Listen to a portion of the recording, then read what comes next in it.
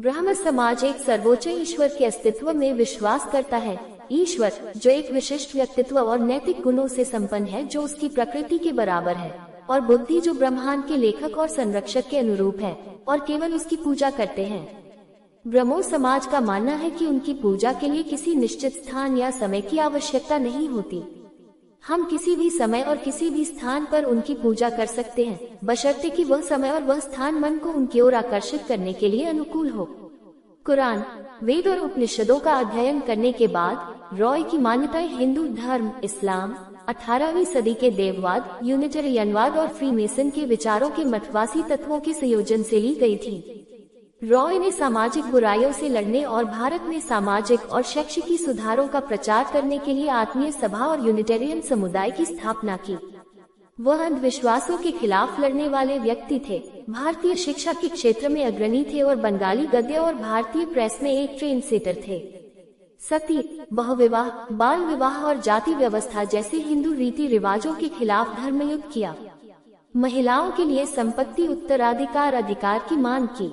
1828 में उन्होंने सामाजिक बुराइयों के खिलाफ लड़ने के लिए सुधारवादी बंगाली ब्राह्मणों के एक आंदोलन ब्रह्मो सभा की स्थापना की।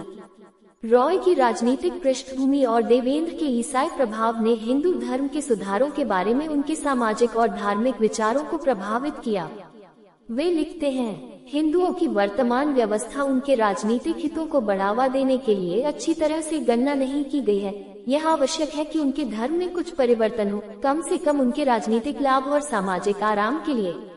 ब्रिटिश सरकार के साथ काम करने के रॉय के अनुभव ने उन्हें सिखाया कि हिंदू परंपराएं अक्सर पश्चिमी मानकों के अनुसार विश्वसनीय या सम्मानित नहीं होती थीं, और इसने निस्संदेह उनके धार्मिक सुधारों को प्रभावित किया।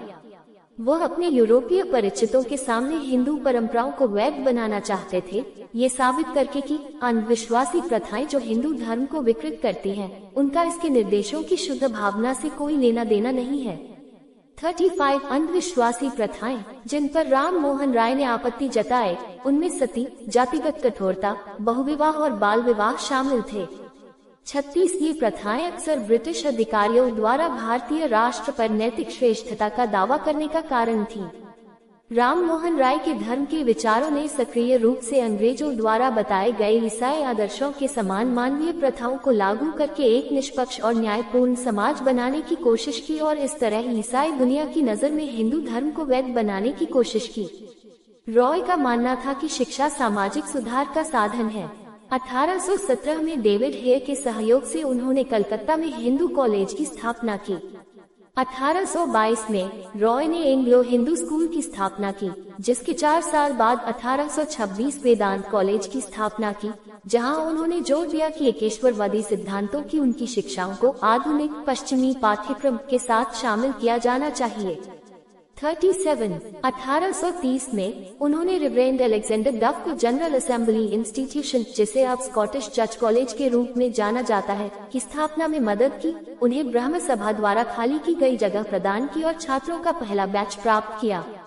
उन्होंने भारतीय शिक्षा में पश्चिमी शिक्षा को शामिल करने का समर्थन किया। उन्होंने वेदांत कॉलेज की भी स्थापना की, जो पश्चिमी और भारतीय शिक्षा के संश्लेषण के रूप में पाठ्यक्रम प्रदान करता है। उनकी सबसे लोकप्रिय पत्रिका थी संवाद कौमुदी।